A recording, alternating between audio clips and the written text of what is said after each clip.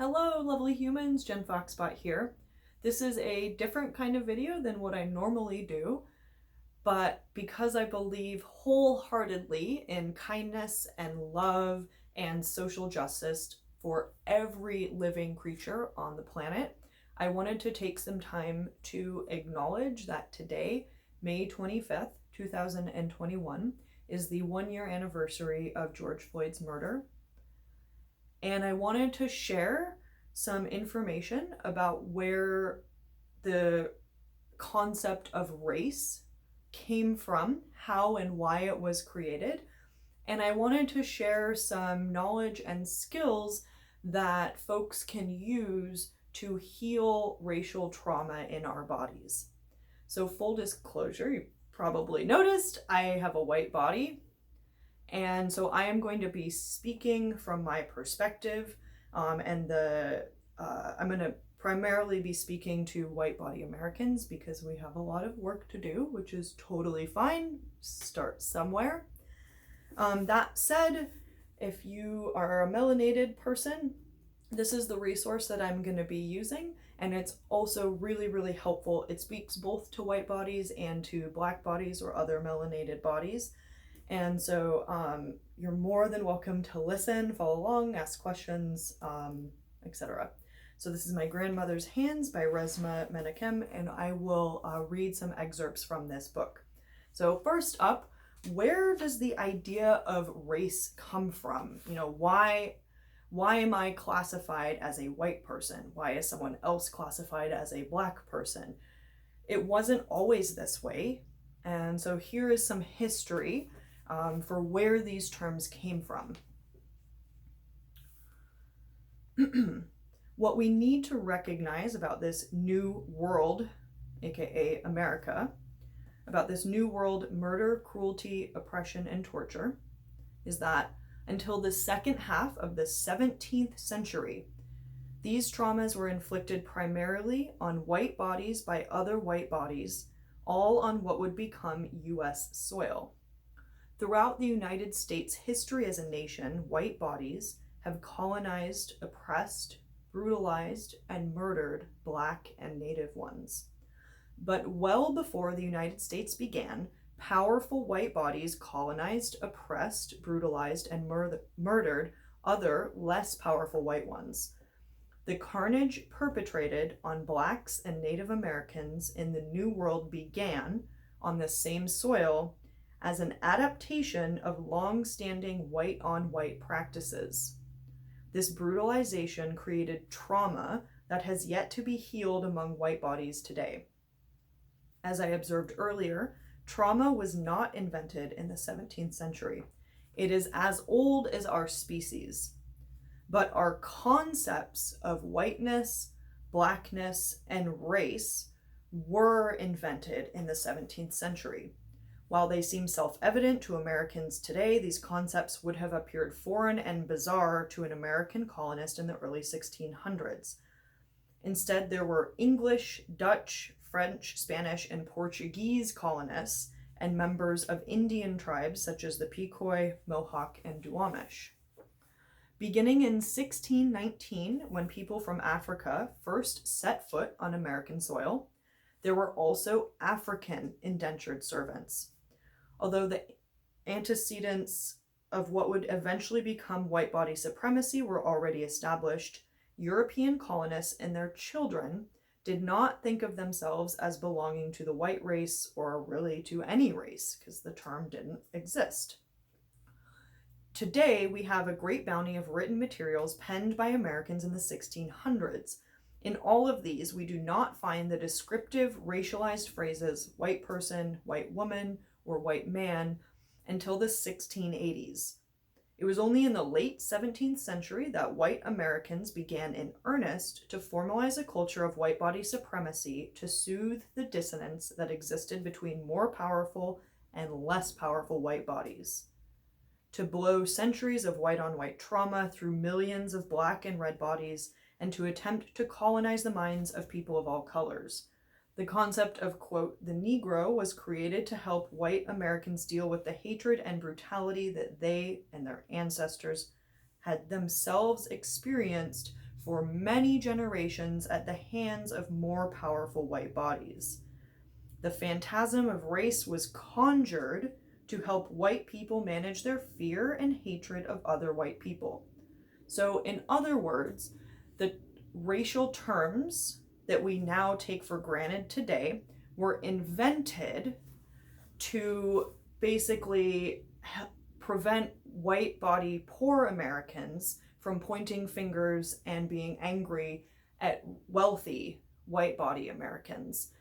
So this was a tactic to divide and conquer less powerful, impoverished individuals of all colors, so that powerful white body Americans could continue ruling and continue exploiting and continue brutalizing less powerful individuals. So that's really important for us to recognize that race was invented. It was invented to hurt other people. It was invented to divide us and to prevent us from coming together for our own collective well-being. Okay, so how do we begin to process this? Well, first I want you to take a deep breath and pay attention to your body. Where do you feel constriction in your body? Where do you feel tightness?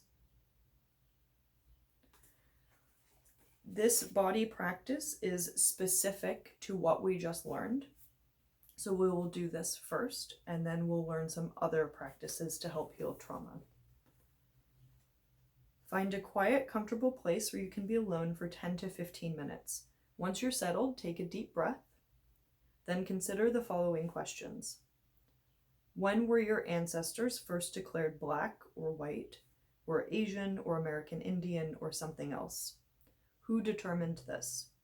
How was that determination communicated to your ancestors? Where did this happen? What were the surrounding circumstances? How did this categorization change your ancestors' immediate situation? How did it change their future? How is your body responding to these questions? Where do you experience resistance or constriction? Where do you sense a recognition or affirmation? Do these questions seem insightful and important, or stupid and pointless? Do you want to laugh or cry or cuss or run away? So I'm going to move on, but I encourage you to pause the video or come back later and do this practice. Okay, so now let's talk about what it means to heal trauma in our own bodies. So to help us, the author defines these terms clean pain and dirty pain as two ways of responding to trauma. So as every therapist will tell you, healing involves discomfort, but so does refusing to heal. And over time, refusing to heal is always more painful. The author tells clients that there are two kinds of pain, clean pain and dirty pain. Clean pain is the pain that mends and can build your capacity for growth. It's the pain you experience when you have no idea what to do, when you're scared or worried about what happens or what might happen, and when you step forward into the unknown anyway with honesty and vulnerability. Experiencing clean pain enables us to engage our integrity and tap into our body's inherent resilience and coherence in a way that dirty pain does not. Paradoxically, only by walking into our pain or discomfort, experiencing it, moving through it, and metabolizing it can we grow. It's how the human body works. It's how a lot of other mammal bodies work.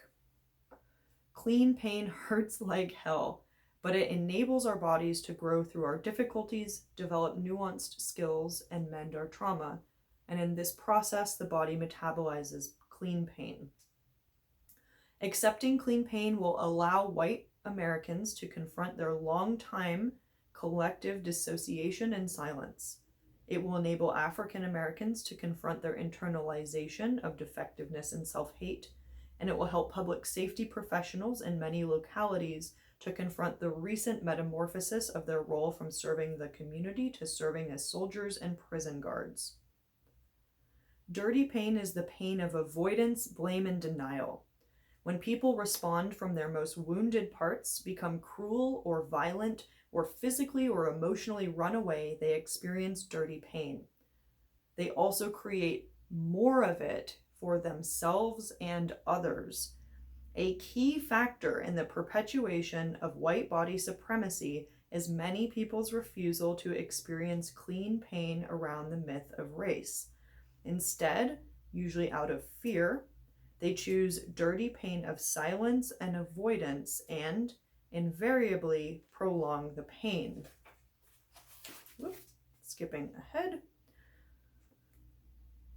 Being able to settle into your body is a crucial skill, but settling your body is not the best response in every situation. There will be times when you need to activate your body and act constructively. The keys to healing are staying with your body, discerning what you need to do next, and then settling or mobilizing your body based on the situation. Learning to stay with your body is just the first step. Unraveling racialized trauma takes time, practice, and attention. You may need to ask for help from one or more caring person, perhaps a friend, a therapist, or another counselor. So here's a body practice that we can do to help work through the trauma in our own bodies to experience what the author defines as clean pain. Find a quiet, private, comfortable place. Sit down. Put one hand on your knee or lap. Place the other on your belly. Now hum, not from your throat or chest, but from the bottom of your belly. Hum strong and steady. Push the air out of your belly firmly, not gently. Stop to breathe in, but then return to the hum with each new breath.